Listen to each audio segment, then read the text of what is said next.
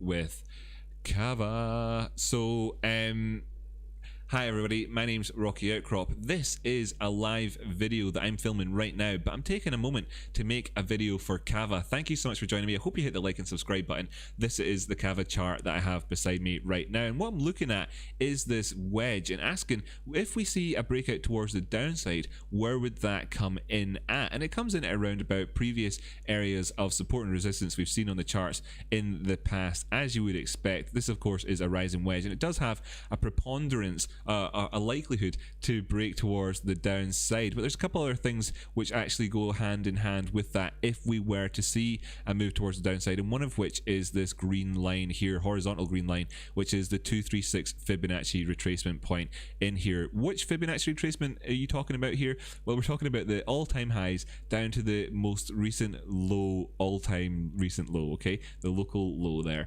And what we're seeing is that on that Fibonacci retracement, the 236 comes in at this point here at the price of $2.20, just to kind of round that off for you, and that is around about where the bottom end of this wedge would be. So if we come down here and touch this again and then push on down past it, then of course we could be looking down to a target, and that comes in around about $1.30. so big move down the way. Actually it's more like 150, let's call it.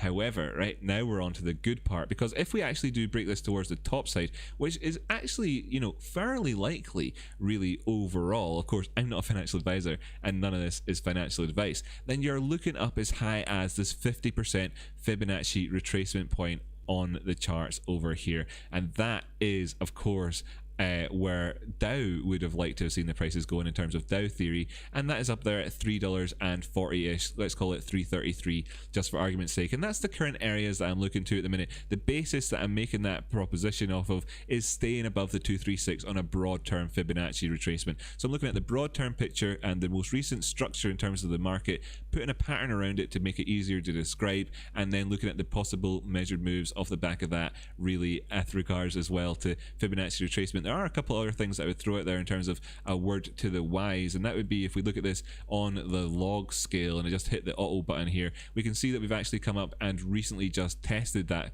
50% Fibonacci retracement. This is of course the same Fibonacci retracement, and it's simply set with the option down here for using the log scale when I'm on the log scale to draw this in, and that actually shows us that having gone past the 236 there at that 165 price point, having pulled back down from here in the meantime. But if we line this up with a breakout for it, where does it put us in there? At the 618 golden pocket, and of course that is all tying together the story for us. I think we know exactly where we stand with regards to KAVA. If you want to manage your risk around these areas, it's probably fairly easy to do so if you look towards key support and resistance, and of course, you know, that's, for example, thinking along, not like that, that's awful in terms of support and resistance, you know, but well, I mean, it was the logarithmic chart, so it wasn't so bad, you know, it wasn't so bad, but you know, thinking more along these sorts of lines, because of course if we look towards our previous low there, down there at 190, that would be our fake out zone for this pattern.